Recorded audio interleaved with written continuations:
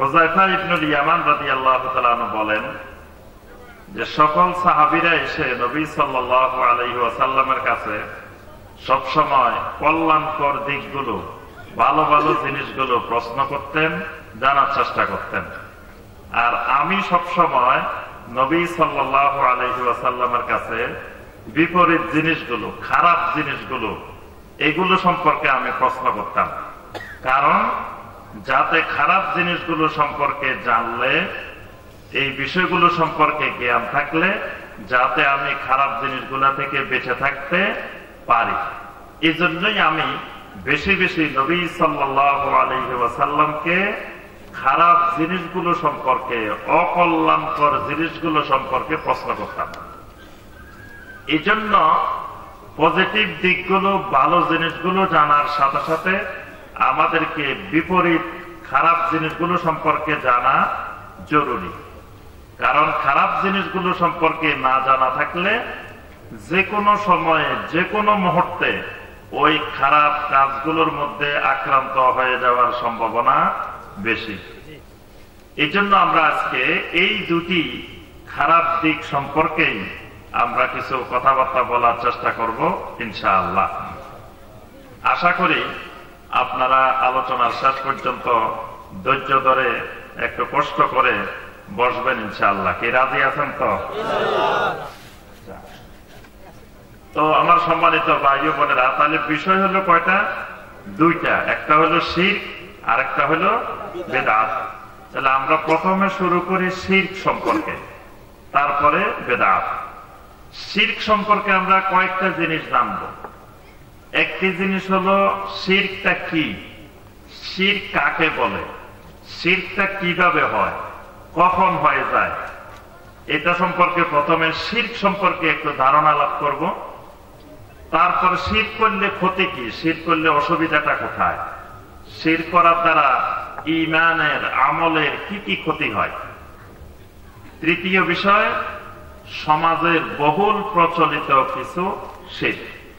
ঠিক বেদাতের ব্যাপারেও, বেদাতটা কি জিনিস, বেদাত কখন হয়, কিভাবে হয়, আর বেদাত করলে ক্ষতি কি, ক্ষতিকর দিকগুলা কি, আর সমাজের বহুল প্রচলিত কিছু বেদাত। তাহলে এই দুটো বিষয়ের উপর আমরা সংক্ষেপে মৌলিক বিষয়গুলো আলোচনা করার চেষ্টা করব ইনশাআল্লাহ। কারণ এই দুটি বিষয় এত ব্যাপক, যদি আমরা সারা রাতও আলোচনা করি বা একসাথে এক মাসও আলোচনা করি, তাও কিন্তু শিরক এবং বেদাতের আলোচনা করে শেষ করা যাবে না। কারণ আমরা যে সমাজে, যে অঞ্চলে বসবাস করি, এই অঞ্চলটা হলো শিরক এবং বেদাতের প্রজনন কেন্দ্র। প্রজনন কেন্দ্র বুঝেন? মানে এখানে বেদাতের চাষ হয়, শিরক বেদাতের চাষাবাদ হয়, এখানে শিরক বেদাতের বাচ্চা হয়, সন্তান হয়। মানে বছর বছর শিরক এবং বেদাত এখানে বাড়তে থাকে, নতুন নতুন শিরক, নতুন নতুন বেদাত এখানে বরাবর প্রতি বছর বাড়তেই থাকে, বাড়তেই থাকে, বাড়তেই থাকে। এই জন্য এখানে শিরক বেদাত অসংখ্য, এখানে শিরক বেদাতের কোনো কুল কিনারা নাই। এই জন্য এটা এত ব্যাপক, আমরা যদি দীর্ঘ সময় আলোচনা করি তাও শিরক বেদাতের আলোচনা করে শেষ করা যাবে না। আমরা প্রথমে আসি শিরক। শিরক কি জিনিস? শিরক মানে আমরা সবাই জানি, এখানে যারা আছি সবাই জানি, কারণ আমরা একটা কালেমা পড়ে সবাই মুসলিম হয়েছি। একটা কালেমা পড়ছি না? আপনারা মনে করেন নাই? আপনারা একটু কথা বলবেন মাঝে মাঝে। আপনারা কি কালেমা পড়ছেন? কোন সময় পড়ছেন? মুসলমানি করাইবার সময় নাকি বিয়ের সময়? আমাদের দেশে দুইবার কালেমা পড়ায়। একবার পড়ায় যখন খতনা করায় না, মুসলমানি বলে যেটাকে, তখন যারা খতনা করাইতে আসেন বলে যে বাবা কালেমা পড়ো। কালেমা পড়তে পড়তে এখান থেকে কারবার সারাই ফেলায়। কি বলেন? করায় না? হ্যাঁ। আরেকটা হইলো বিয়ের সময়, সময় বলে যে সবাই ভাই বসেন বসেন, এখন কালেমা হবে, বসেন, বিয়ের কালেমা হবে, বলে না? হ্যাঁ, সবাই বসে। তাহলে ওই সময় একবার কালেমা হয়। আমরা কোন সময় পড়লাম কালেমাটা বলেন তো দেখি? আমরা কালেমাটা পড়ছি যখন আমরা কথা বলা শিখেছি তখনই আমরা কালেমা পড়া শিখেছি। কারণ আল্লাহ পাকের বড় নেয়ামত, আমরা মুসলিমের ঘরে জন্মগ্রহণ করেছি। সকলে আল্লাহর শুকর আদায় করি আলহামদুলিল্লাহ। এটা মহা নেয়ামত। আল্লাহ রাব্বুল আলামিন আমাদেরকে মুসলিম পরিবারে, মুসলিম ঘরে জন্মগ্রহণ করার তৌফিক দিয়েছেন। তো এই জন্য আমরা সহজে আলহামদুলিল্লাহ কালেমাটা পেয়ে গেছি, তাওহীদ পেয়ে গেছি, ইসলাম পেয়ে গেছি। তাহলে কালেমাটা একটু আমরা আজকে আরেকবার পড়ি। আশহাদু আল্লা ইলাহা ইল্লাল্লাহু ওয়াহদাহু লা শারীকা লাহু ওয়া আশহাদু আন্না মুহাম্মাদান আবদুহু ওয়া রাসূলুহু। এই কালেমা পড়ছি না? কি কথা বলেন না? পড়ছি তো। এই কালেমার নাম কি? কালেমাতুশ শাহাদাহ। এটাকে কালেমায়ে শাহাদাত বলে থাকি আমরা। এই কালেমাটা হলো একটু লম্বা, এটাকে ছোট করলে আরেকটা কালেমা আছে, মানে এটার সংক্ষিপ্ত রূপ। সংক্ষিপ্ত রূপটা হলো লা ইলাহা ইল্লাল্লাহু মুহাম্মাদুর রাসূলুল্লাহ সাল্লাল্লাহু আলাইহি ওয়াসাল্লাম। এটা হলো ওই বড় আগে যেটা কালেমা শাহাদাত পড়লাম, এটার সংক্ষিপ্ত রূপ, ছোট রূপ। তাহলে এই কালেমার ভিতরে কিন্তু শিরকের কথাটা, শব্দটা কিন্তু আছে। আমরা এই কালেমা পড়তে গিয়ে বলছি ওয়াহদাহু লা শারীকা লাহু, ওয়াহদাহু লা শারীকা লাহু। এখানে প্রথম বলছি ওয়াহদাহু। ওয়াহদাহু মানে হলো তাওহীদ। একটু আগে আপনারা বলতেন শিরকের বিপরীত হলো কি? তাওহীদ। এজন্য আল্লাহ রাব্বুল আলামিন প্রথমে আমার আপনার থেকে এই ওয়াদাটা নিছেন, ওয়াহদাহু, আমরা যে আল্লাহর উপরে ঈমান এনেছি তিনি তাওহীদের মালিক, তিনি তাওহীদের অধিকারী। লা শারীকা লাহু, আল্লাহ রাব্বুল আলামিনের এই তাওহীদের ক্ষেত্রে আল্লাহর কোন মাখলুক এর ভিতরে কোন শরীকানা নাই। লা শারীকা লাহু, কোন শরীকানা নাই। তাহলে আমরা শিরক তো এখানে বুঝে গেছি। তাহলে আল্লাহ রাব্বুল আলামিন হলেন তাওহীদের মালিক। তাওহীদ মানে কি? একত্ববাদ, একক। যখন কোরবানির সময় আসে, সমাজের কেউ কেউ আমরা একজনে একটা গরু কোরবানি করি, আবার কেউ কেউ দুইজন, তিনজন, চারজন, পাঁচজন মিলিয়েও গরু একটা কোরবানি করি না? যখন একজনে একটা করি তখন বলি যে ভাই আমি একা কোরবানি করছি। যখন দুই তিনজনে মিলে করি তখন বলি শরীকানা কোরবানি করছি, বলি না? শরীকানা কোরবানি করছি। তাহলে এখানে বুঝে গেছি আমরা শিরক আর তাওহীদ কি। তাহলে একজনে একা করলে, একক যখন মালিক, তখন এটার নাম তাওহীদ। আর যখন আমরা কয়েকজনে মিলি করি তখন বলি যে শরীকানা কোরবানি, মানে এই গরুটার কোরবানির ক্ষেত্রে একজন একক মালিক না, কয়েকজন মালিক আছে। একের উপরে একের বেশি যখন মালিক হয়ে যায় তখন আর একক থাকে না, তখন হয়ে যায় শরীকানা। এই জন্য আল্লাহ রাব্বুল আলামিন তার নিজের পরিচয় তুলে ধরেছেন এইভাবে, কুল হুয়াল্লাহু আহাদ। রাসূল আপনি আমার পরিচয়টা দুনিয়ার মানুষের সামনে জানিয়ে দিন, আমি আল্লাহ হইলাম আহাদ। আমি আল্লাহ হইলাম আহাদ। আল্লাহর প্রথম পরিচয় হলো আহাদ।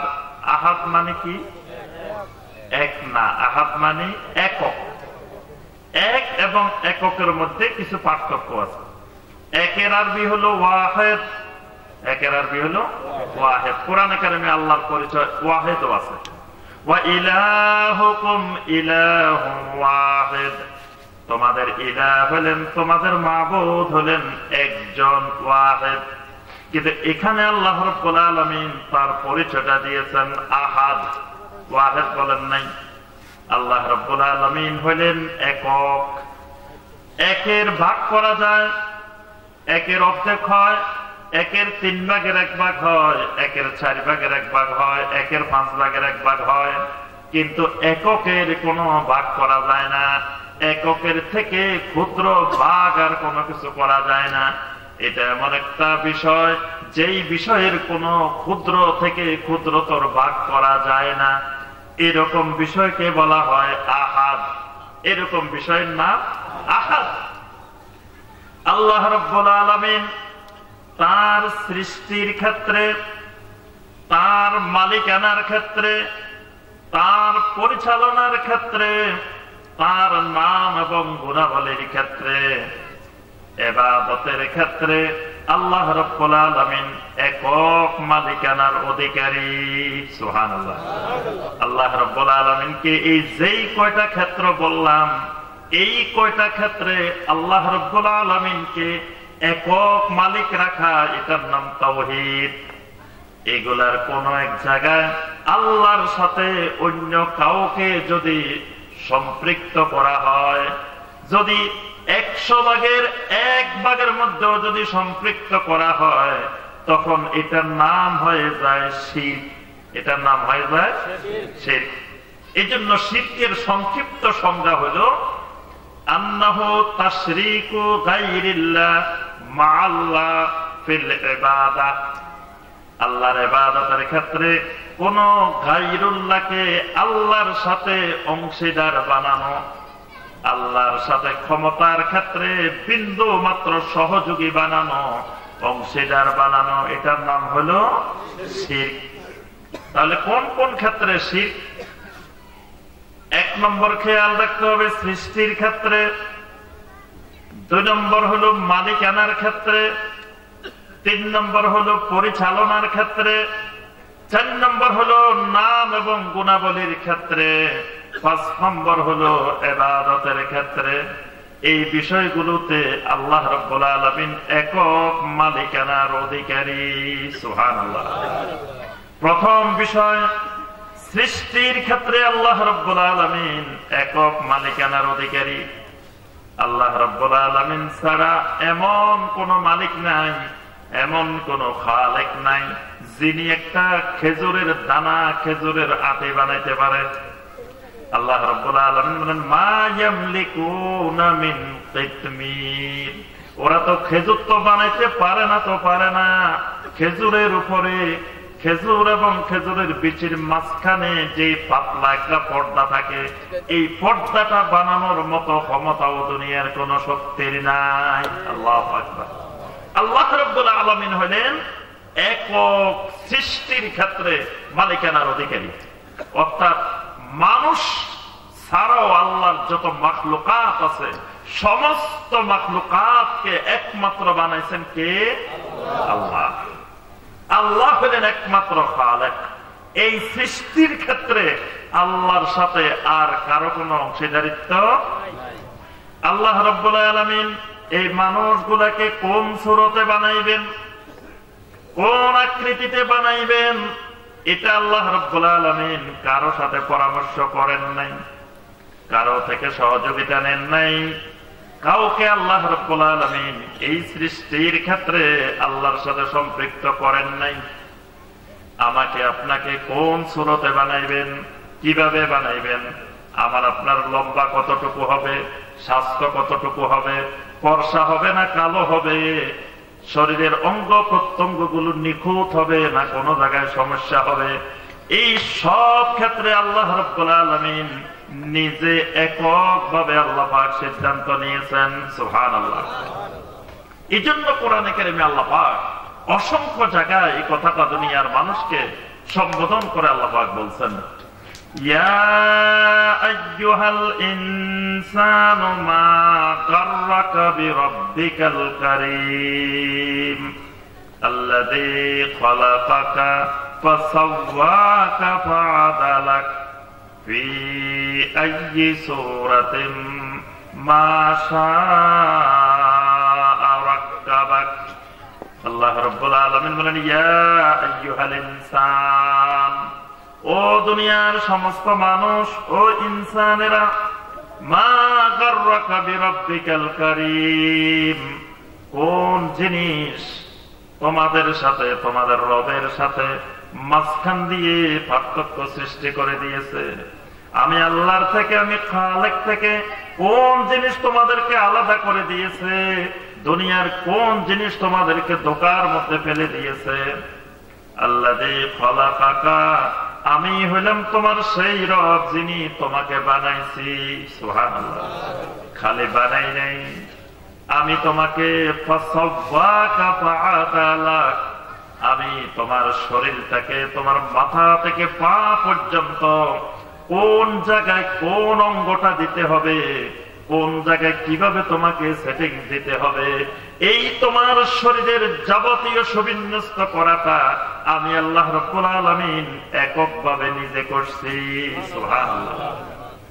আল্লাহ রাব্বুল আলামিন পৃথিবীর মধ্যে যত মাখলুক বানাইছেন, এক একটা মাখলুককে আল্লাহ রাব্বুল আলামিন এক এক ধরনের করে বানাইছেন।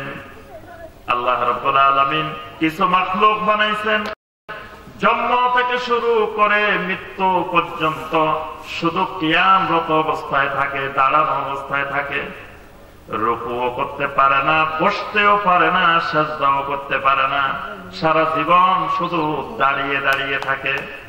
আছে না এরকম আল্লাহর মাখলুক? কোন মাখলুক বলেন তো দেখি? গাছপালা, কোটি কোটি গাছপালা জন্ম থেকে শুরু করে মৃত্যু পর্যন্ত দাঁড়িয়ে দাঁড়িয়ে আল্লাহর ইবাদত করে, বসতেও পারে না, রুকুও করতে পারে না, সাজদাও করতে পারে না।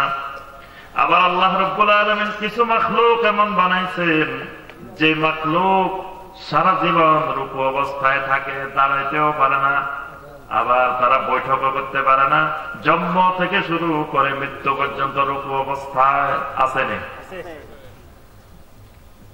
কোন মাখলুক বলেন তো দেখি? জি, ওরা অনেকে চিনে না, কথা বলে না দেখি। রুকু অবস্থায় আল্লাহ কোন মাখলুক গুলো আছে? গরু, ছাগল, ভেড়া, দুম্বা, উট, এই জাতীয় লক্ষ লক্ষ কোটি কোটি প্রাণী আল্লাহ রাব্বুল আলামিন কোন অবস্থায় রাখছেন? রুকু অবস্থায়। আল্লাহ রাব্বুল আলামিন আবার কিছু মাখলুক বানাইছেন যেই মাখলুক গুলো জন্ম থেকে শুরু করে মৃত্যু পর্যন্ত সিজদারত অবস্থায় থাকে। এরকম মাখলুক কোনগুলা? সাপ, বিচ্ছু, এই জাতীয় দেখবেন অনেক প্রাণী মাটির সাথে মিশে মিশে চলে।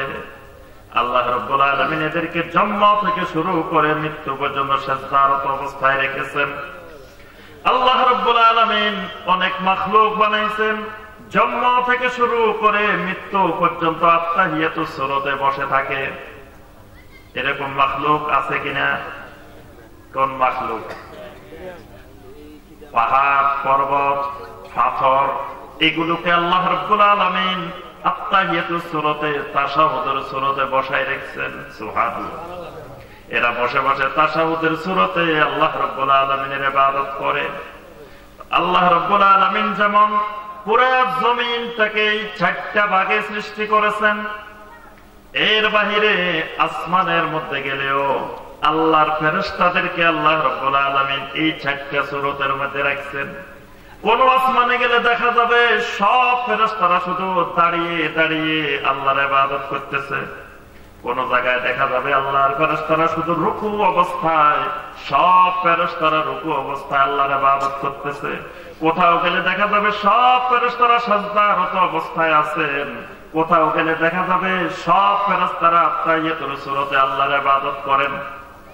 আল্লাহ রাব্বুল আলামিন বলেন, ওয়ালাকাদ কাররামনা বানি আদম ওয়া হামালনাহুম ফিল বাররি ওয়াল বাহর। আল্লাহ পাক বলেন, আমি এমন একটা মাখলুক বানাইছি যেই মাখলুকটাকে সমস্ত মাখলুকের উপরে আমি সম্মানিত করেছি। এদের সম্মানের মূল কারণ হলো এই মাখলুকটার শরীরের সেটিংসটা, শরীরের জোড়াগুলো আমি এমন ভাবে লাগাইছি এই মাখলুক দাঁড়ায় দাঁড়ায়ও আমি আল্লাহর ইবাদত করতে পারে, রুকু অবস্থায়ও আমি আল্লাহর ইবাদত করতে পারে, সাজদা অবস্থায়ও আমি আল্লাহর ইবাদত করতে পারে, আত্তাহিয়াতুর সূরতে বসে বসেও আমি আল্লাহর ইবাদত করতে পারে। সুবহানাল্লাহ। শরীরের গড়নটা দেখেন। আল্লাহ পাক যদি শক্ত করে বানায় রাখতেন, আমরা রুকুও করতে পারতাম না, সাজদাও করতে পারতাম না, বৈঠকও করতে পারতাম না।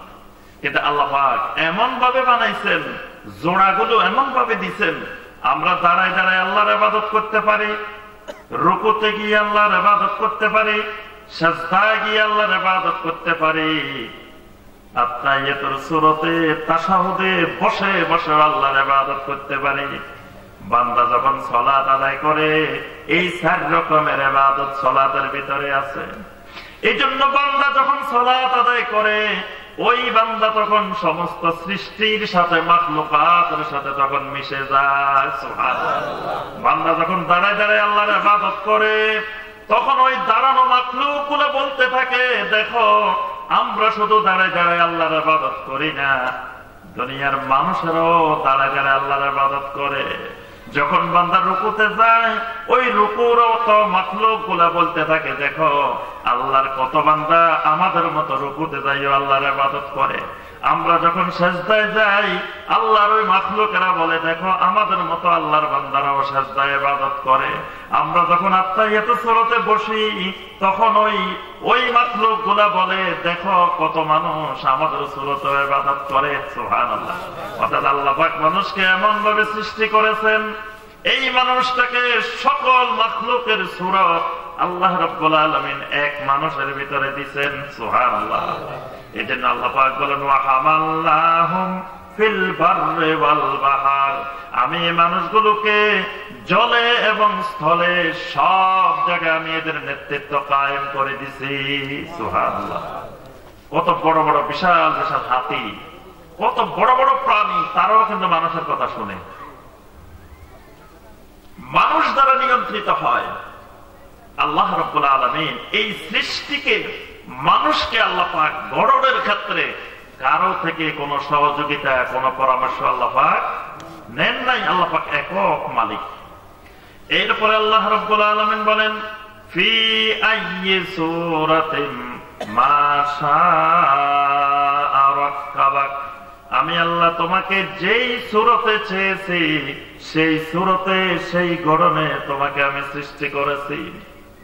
আল্লাহ রাব্বুল আলামিন কোরআনে কারিমে অসংখ্য জায়গায় সৃষ্টির কথা স্মরণ করাই দিয়েছেন। কারণ হলো আলা লাহুল খালকু ওয়াল আমরু তাবারাকাল্লাহু রাব্বুল আলামিন। কারণ নীতিমালা হলো সৃষ্টি যার, মানুষ হুকুম মানবে তার। সৃষ্টি আল্লাহর, বান্দা হুকুম মানবে একমাত্র আল্লাহর।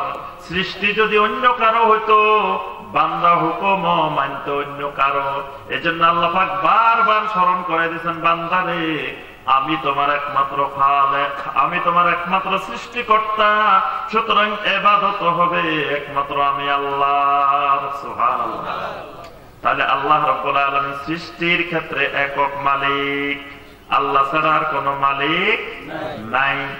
তাহলে আল্লাহ রাব্বুল আলামিন যাকে চান ছেলে সন্তান দেন, যাকে চান আল্লাহ রাব্বুল আলামিন কন্যা সন্তান দেন, যাকে চান ছেলে মেয়ে দুটাই দেন, যাকে চান কোনটাই দেন না।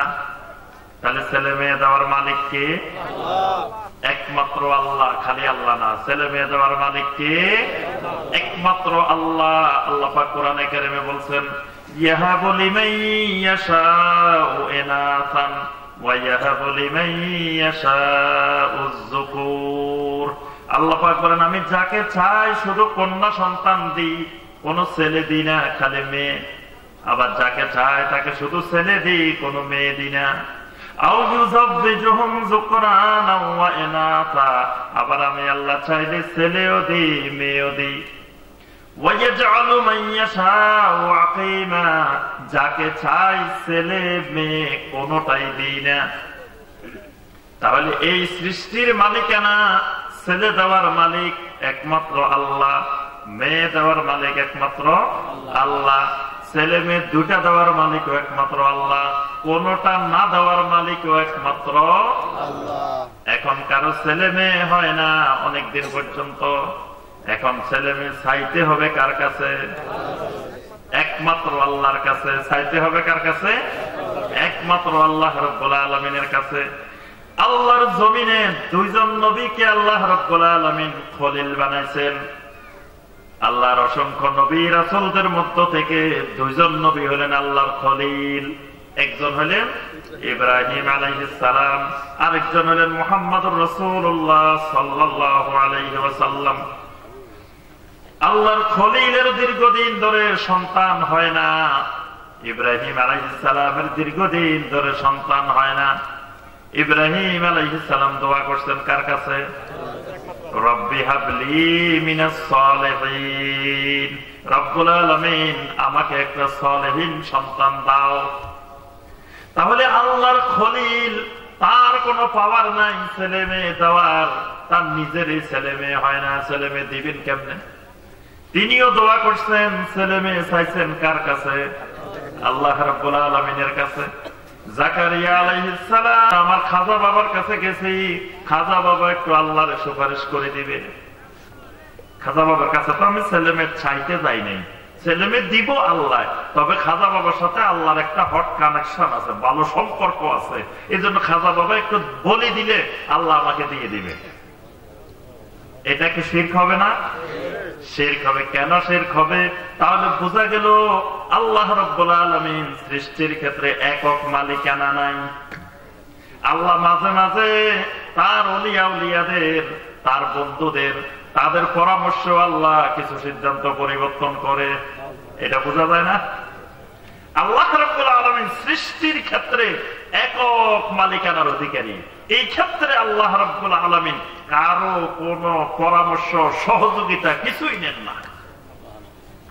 আমরা এই দেশে এসেছি, বাংলাদেশে, আল্লাহ রাব্বুল আলামিনের কাছে কোন দরখাস্ত জমা দেই নাই। আল্লাহ পাক আমাদেরকে জিজ্ঞাসা করে নাই, এই তোমরা পৃথিবীতে তো অনেকগুলো দেশ আছে, 200-র উপরে দেশ আছে, তোমরা কোন দেশে যাইতে চাও, দরখাস্ত জমা দাও। দিছিলেন আপনারা? কি আল্লাহর কাছে অ্যাপ্লিকেশন দিচ্ছেন যে আল্লাহ আমরা বাংলাদেশে যাইতে চাই, গাজীপুর জেলায় যাইতে চাই? দিছিলেন? দেই নাই। যদি আল্লাহ রাব্বুল আলামিন এরকম চাইতো, মনে হয় বাংলাদেশে কোন নাগরিককে পাওয়া যেত না? পাওয়া যেত। সবাই দিয়ে রাখতো আমেরিকা, ইউরোপ, ভালো ভালো দেশে যাওয়ার জন্য। এই দেশে দেখবেন বাংলাদেশের কত ভাই বোন ওসব দেশে যাওয়ার জন্য জান প্রাণ সাগরের মধ্যে যায় জান দিয়ে ফেলতেছে, খালি ওসব দেশে ঢোকার জন্য। কিন্তু আল্লাহ রাব্বুল আলামিন আমাদের থেকে কোনো পরামর্শ, কোনো অ্যাপ্লিকেশন নেন নাই। কারণ আল্লাহ হলেন সৃষ্টির ক্ষেত্রে একচ্ছত্র মালিক। আল্লাহ রাব্বুল আলামিন কাকে কোথায় পাঠাইবেন, কোন দেশে পাঠাইবেন, কোন এলাকায় পাঠাইবেন, কোন অঞ্চলে পাঠাইবেন, আল্লাহ রাব্বুল আলামিন এই ক্ষেত্রেও একক মালিকানার অধিকারী। এই একক মালিকানা আল্লাহর জন্য রাখা, এটার নাম তাওহীদ। সৃষ্টির ক্ষেত্রে আল্লাহর সাথে অন্য কাউকে সম্পৃক্ত করা, এটার নাম হলো শিরক। মালিকানার ক্ষেত্রে, ক্ষমতার ক্ষেত্রে সবকিছুর মালিকানা, সবকিছুর ক্ষমতা একমাত্র কার হাতে?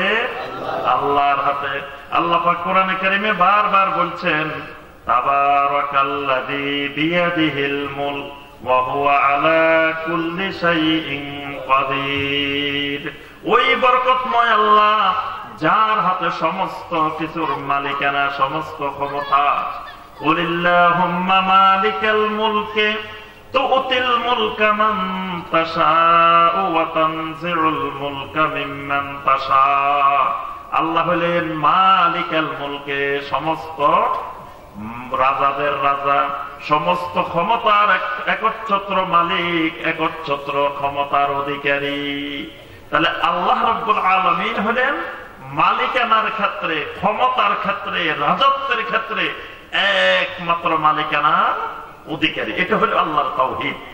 আল্লাহর এই মালিকানার ক্ষেত্রে যদি কাউকে সামান্যতম অংশীদার বানানো হয়, এটার নাম হয়ে যায় শিরক। যেমন বান্দাকে রিজিক দেওয়ার ক্ষমতা কার? হয় নাই, একমাত্র আল্লাহর। বান্দার রিজিক দেওয়ার ক্ষমতা কার? একমাত্র আল্লাহর। কোরআনে কারীমে আল্লাহ পাক বারবার বলছেন, ইন্নাল্লাহা হুয়ার রাজ্জাকু যুল কুওয়াতিল মাতিন ওয়া হুয়া খায়রুর রাযিকিন ওয়া মা মিন দাব্বাতিন ফিল আরদি ইল্লা আলাল্লাহি রিজকুহা। জমিনে এমন কোন প্রাণী নাই যেই প্রাণীটার রিজিক দেওয়ার দায়িত্ব আমি আল্লাহর না। সুবহানাল্লাহ। তাহলে আল্লাহ হলেন রিজিক দেওয়ার একচ্ছত্র একমাত্র মালিক। এখন যদি আল্লাহ ছাড়া কারো কাছে রিজিক চাওয়া হয়, যদি গিয়ে কারো কাছে বলা হয় বাবারে আমি অনেক দুঃখে কষ্টে আছি, আমি অভাব অনটনে আছি, বাবা আপনার গায়েবী ক্ষমতায় কুদরতি ক্ষমতায় আপনি আমার অভাব অনটনটা দূর করে দেন, এটার নাম হলো কি শিরক। এই জন্য দেখবেন আমাদের দেশে কেউ কেউ গান গায়, আল্লাহর জন নবীরে দিয়া আল্লাহ গেলেন গায়ে হইয়া, আর নবীর জন নাকি খাজা বাবারে দিয়া নবীও গেলেন গায়ে হইয়া। নাউযুবিল্লাহ। এখন খাজা বাবা সব জন লই বসি আছে, আল্লাহর জনও খাজা বাবা পাই গেছে, নবীর জনও খাজা বাবা পাই গেছে, আল্লাহরও কিচ্ছু নাই, নবীরও কিছু নাই। নাউযুবিল্লাহ। এই জন্য তারা বলে কেউ ফিরে না খালি হাতে, গেলে খাজার দরবারে। নাউযুবিল্লাহ। শিরকি কথা। এই কথা যদি কারো জবান থেকে বের হয়, ওই আল্লাহর বান্দার ঈমান থাকবে না, শিরক হবে, শিরকে আকবার হবে। তাহলে খাজা বাবা ফিরায় না কেন? ওই যে আল্লাহ এবং নবীর সব যন্ত্র সেলে বসে দিছে, এই জন্য তার কাছ থেকে আর কেউ খালি হাতে ফেরে না। এই চিন্তাধারার নাম হলো কি শিরক, এটার নাম শিরক। কাফেররা বলতো, মুশরিকেরা বলতো ইন্নাল্লাহা ফাকীরুন ওয়া নাহনু আগনিয়া, আল্লাহ হলো দরিদ্র, গরীব, ফকির, আমরা হলাম ধনী, এজন্য আল্লাহ আমাদের কাছে সাহায্য চায়। আল্লাহ আমাদেরকে বলে আমার রাস্তা খরচ করো, খরচ করো। তাহলে খরচ করি কে? আমরা। কাফেররা বলতো দেখো আল্লাহ কত গরীব আর আমরা কত ধনী, আমরা আল্লাহরে দিই। নাউযুবিল্লাহ। কিন্তু তারে দিল কে? তাকে দিয়েছেন একমাত্র আল্লাহ। এই জন্য রিজিকের ক্ষেত্রে সবকিছুর রিজিকের একচ্ছত্র মালিক কার? আল্লাহ। সুতরাং এই রিজিক যদি আল্লাহ ছাড়া কারো কাছে চাওয়া হয়, কোন খাজা বাবার কাছে চাওয়া হয়, কোন ওলিয়া উলিয়ার কাছে চাওয়া হয়, কোন দিনদার মুত্তাকিন মানুষের কাছে চাওয়া হয়, এটার নাম হলো শিরক। আল্লাহ রাব্বুল আলামিন রোগ মুক্তি করার একমাত্র মালিক, শেফার একমাত্র মালিক আল্লাহ। রোগও দেন আল্লাহ রাব্বুল আলামিন, রোগের ওষুধও দেন, চিকিৎসাও দেন আল্লাহ রাব্বুল আলামিন। কোন বান্দার রোগ যখন হয়, রোগ থেকে শেফা দাতা হলেন একমাত্র আল্লাহ। যখন এই রোগ মুক্তির জন্য মানুষ তাবিজের আশ্রয় নেয়, যখন মানুষ তামিমের আশ্রয় নেয় রোগ মুক্তি করার জন্য, তামিমের মধ্যে ক্ষমতা দেওয়া হয়, তখন এর নাম হয়ে যায় শিরক। তাবিজের ক্ষমতায় যখন বিশ্বাস করা হয়, কোন গাছের ক্ষমতায় যখন বিশ্বাস করা হয়, কোন বিচির ক্ষমতায় যখন বিশ্বাস করা হয়, যখন কোন পাথরের ক্ষমতায় বিশ্বাস করা হয়, এটার নাম হয় কি শিরক। কেউ যদি হাতের মধ্যে আকিক পাথর লাগাইছে, অমুক পাথর লাগাইছে, তমুক পাথর লাগাইছে, লাগাই যদি মনে করে আমার এই পাথরের ভিতরে এমন ক্ষমতা আছে, কোন রোগ শোক বিপদ আপদ কিছু আমার কাছে আসবে না, তাহলে এই পাথরের ক্ষমতায় বিশ্বাসী, এটার নাম কি শিরক। কেউ যদি একটা গাছের শিকড় লাগাই রাখছে, গলার মধ্যে ঝুলে রাখছে, বলতেছে এই গাছের শিকড় থাকলে কোন জাদু টোনা বান কিছু মারলে আমার গায়ে লাগবে না, এটার ক্ষমতায় বিশ্বাস করছে, এটার নাম শিরক। কেউ যদি কোরআনের আয়াত লিখে বা যে কোনো কিছু লিখে, রোমান সংখ্যা লিখে বা যে কোনো কারো নাম লিখে লিখে যদি হাতের মধ্যে তাবিজ লাগাই রাখে, এটার নাম হয় কি? এই জন্য আল্লাহ রাসূল সাল্লাল্লাহু আলাইহি ওয়াসাল্লাম বলছেন, মান তাআল্লাকা তামিমাতান ফাকাদ আশরাকা, যে ব্যক্তি তাবিজ ঝুলাইলো, সেটা হাতের মধ্যে হোক, গলার মধ্যে হোক, কোমরের মধ্যে হোক, পায়ের মধ্যে হোক, যেই জায়গায় ঝুলাক সে আল্লাহর সাথে শিরক করলো। আল্লাহ রাসূল সাল্লাল্লাহু আলাইহি ওয়াসাল্লাম বলেন, যে ব্যক্তি তাবিজের উপরে তাওয়াক্কুল করলো, আল্লাহ রাব্বুল আলামিন বক্কেলাইহে ওই লোকটাকে ওই তাবিজের দিকে ন্যস্ত করে দেন। আল্লাহর দায়িত্ব আল্লাহ নিজে তুলে নেন, আল্লাহ তার উপরে কোনো দায়িত্ব রাখেন না। এই জন্য আল্লাহর ক্ষমতা হলো রোগ মুক্তির, শেফার ক্ষমতা একমাত্র আল্লাহ। এই ক্ষমতা যখন অন্য কাউকে দেওয়া হয়, মনে করা হয়, এটার নাম হয় শিরক। এরপরে যখন আমার বিপদ আপদ আসে, এই বিপদ আপদ মুক্তি দাতা হলেন একমাত্র আল্লাহ রাব্বুল আলামিন। আল্লাহ হলেন বান্দার গাউসুল আজম, আল্লাহ হলেন বান্দার গাউসুল আজম, মানে সমস্ত বিপদ আপদের একমাত্র পরিত্রাণকারী, নাজাত দাতা, মুক্তিদাতা আল্লাহ রাব্বুল আলামিন। যখন দুনিয়ার কোন মানুষকে গাউস মনে করা হয়, গাউসুল আজম মনে করা হয়, যখন দুনিয়ার কোন মানুষের কাছে বিপদ আপদ থেকে মুক্তির জন্য আহ্বান করা হয়, দোয়া করা হয়, বিপদ আপদ থেকে মুক্তির জন্য যখন কোন মান্নত করা হয়, যদি বলা হয় আল্লাহ আমার ছেলের অসুখটা ভালো করে দাও, মেয়ের অসুখটা ভালো করে দাও, আল্লাহ আমার বিপদটা দূর করে দাও, আমি অমুক জায়গায় একটা গরু দিব, অমুক জায়গায় একটা ছাগল দিব, অমুক জায়গায় একটা মুরগি দিব, অমুক জায়গায় এত হাজার টাকা দিব, এটার নাম হলো শিরক। ভালো করব আল্লাহ গরু দিবেন আরেক জায়গায়, ভালো করবে আল্লাহ ছাগল দিবেন আরেক জায়গায়, ভালো করবে আল্লাহ মুরগি দিবেন, টাকা দিবেন আরেক জায়গায়, এটার নাম হলো কি?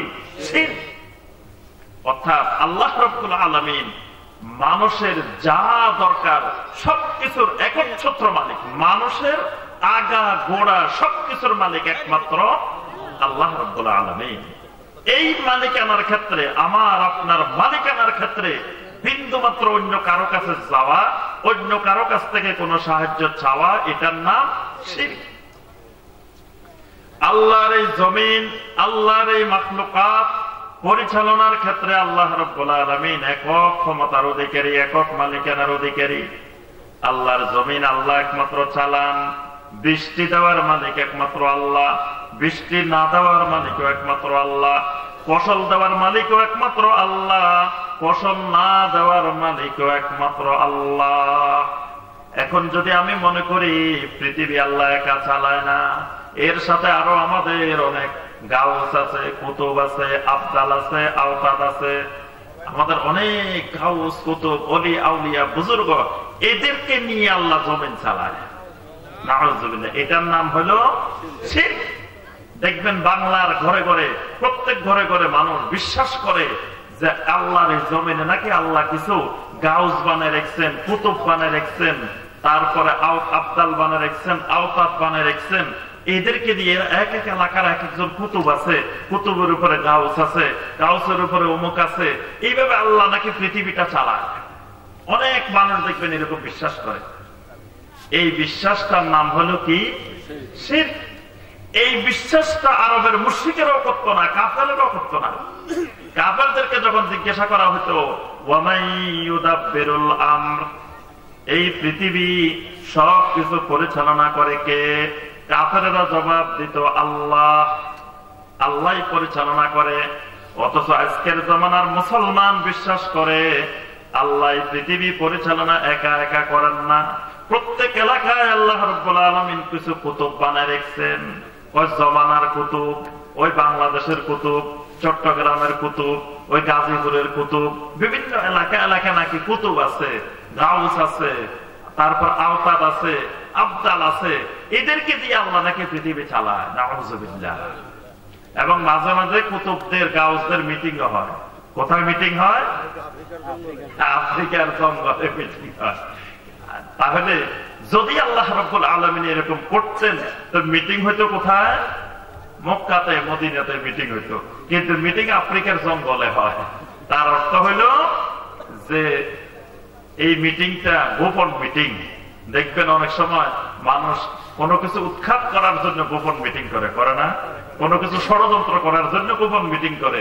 এই গোপন মিটিংটা হলো আল্লাহর তাওহীদকে নষ্ট করার জন্য, সুন্নতকে নষ্ট করার জন্য, শিরক এবং বেদাত প্রচলন করার গোপন মিটিং। ওই মিটিং হয় একবার আফ্রিকা মহাদেশের সীমানার বাহিরে গিয়ে, একেবারে জঙ্গলের ভিতরে হয়।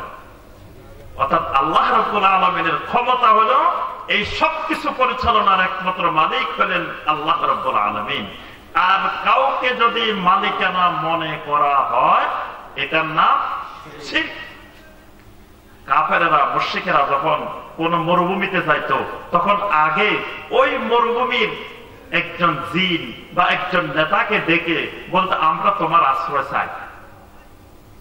এই আশ্রয় চাওয়াটা শিরক। তারা মনে করত যে এই এলাকাটা, এই অঞ্চলটা একজন পরিচালনা করে। আল্লাহ পাক বলছেন ওইরকম কোন অঞ্চল, কোন এলাকায় কোন পরিচালনাকারী নাই, সব কিছুর পরিচালনা একমাত্র আল্লাহ রাব্বুল আলামিনের। আল্লাহ রাব্বুল আলামিনের নাম এবং গুণাবলীর ক্ষেত্রে আল্লাহ পাক একক ক্ষমতার অধিকারী।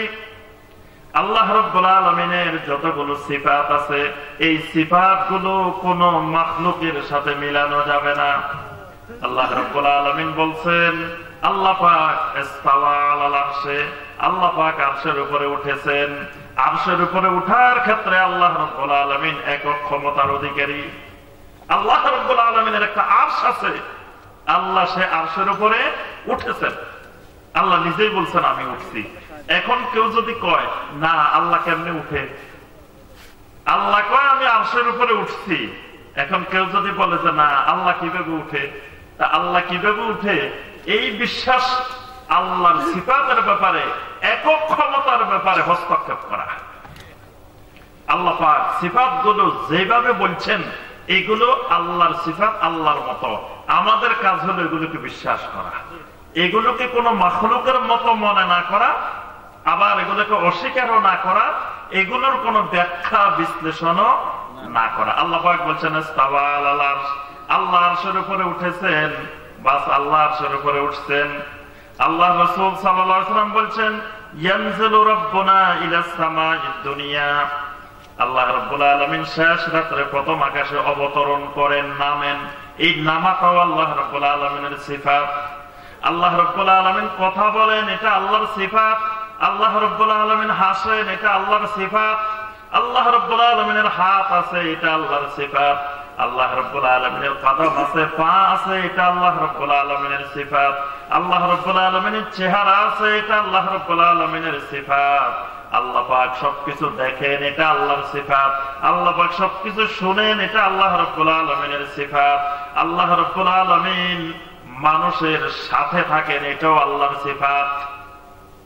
সাথে থাকেন মানে আল্লাহ সব জায়গায় থাকেন এরকম না, সাথে থাকা এটাও আল্লাহ রাব্বুল আলামিনের একটা সিফাত।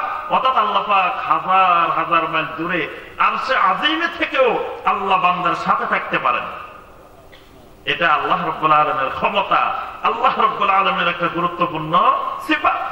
এই সকল ক্ষেত্রে আল্লাহ পাক এক, এগুলোর সাথে কাউকে সংমিশ্রণ করলে এটা হয় শিরক। যত ইবাদত আছে সমস্ত ইবাদতের একমাত্র মালিক হলেন আল্লাহ রাব্বুল আলামিন। ইবাদতের মালিক আল্লাহ ছাড়া আর কেউ নাই। আল্লাহর কোন নবী, আল্লাহর কোন রাসূলও ইবাদতের মালিকানা নাই। এজন্য আমরা কালেমার মধ্যে ঘোষণা দিই লা ইলাহা ইল্লাল্লাহ, এর অর্থ হলো লা ইলাহা ইল্লাল্লাহর অর্থ বলেন তো দেখি। আরবিতে বলেন। লা ইলাহা ইল্লাল্লাহ অর্থ হলো লা মা'বুদা বিহাক্কিন ইল্লাল্লাহ। লা ইলাহা ইল্লাল্লাহর অর্থ লা মা'বুদা বিহাক্কিন ইল্লাল্লাহ, আল্লাহ ছাড়া হক কোন মাবুদ নাই, আল্লাহ ছাড়া সত্য কোন মাবুদ নাই। আল্লাহ ছাড়া আরো অনেক মাবুদ আছে, তবে সেগুলা সব বাতিল মাবুদ, নকল মাবুদ, 2 নম্বর মাবুদ, ভেজাল মাবুদ। আল্লাহ রাব্বুল আলামিন হলেন একমাত্র সত্যিকারের হক মাবুদ, মাবুদ হওয়ার যোগ্য, মাবুদ হওয়ার একমাত্র মালিকানা যার, তিনি হলেন একমাত্র আল্লাহ। এই জন্য আল্লাহ পাক কোরআনে কারীমের মধ্যে বলছেন যালিকা বিআন্নাল্লাহা হুয়াল হক ওয়া আন্না মা ইয়াদউনা মিন দুনিহি হুয়াল বাতিল। আল্লাহ হলেন একমাত্র হক, হক মাবুদ। আল্লাহ ছাড়া যাদেরকে দুনিয়ার মানুষ ডাকে, ইবাদত করে, এরা হলো সব বাতিল মাবুদ। তাহলে লা ইলাহা ইল্লাল্লাহর অর্থ হলো লা মা'বুদা বিহাক্কিন ইল্লাল্লাহ, অর্থাৎ আল্লাহ হলেন আমার সমস্ত ইবাদতের একমাত্র মালিক। আল্লাহ ছাড়া আমি আর কারো কোনো ইবাদত করব না। মুহাম্মাদুর রাসূলুল্লাহ সাল্লাল্লাহু আলাইহি ওয়াসাল্লাম এই ঘোষণা দেওয়ার অর্থ হলো আল্লাহ না'বুদাল্লাহ ইল্লা বিমা শারা মুহাম্মাদুন সাল্লাল্লাহু আলাইহি ওয়াসাল্লাম, অর্থাৎ আমি আল্লাহর এমন কোন ইবাদত করব না যেই ইবাদতটা একমাত্র মুহাম্মদ সাল্লাল্লাহু আলাইহি ওয়াসাল্লামের পদ্ধতিতে না হয়। সমস্ত ইবাদত করব মুহাম্মদ সাল্লাল্লাহু আলাইহি ওয়াসাল্লামের পদ্ধতিতে, কিন্তু মুহাম্মদ সাল্লাল্লাহু আলাইহি ওয়াসাল্লামের কোন ইবাদত করব না। এই জন্য যত ইবাদত আছে সমস্ত ইবাদত কার জন্য? একমাত্র আল্লাহ।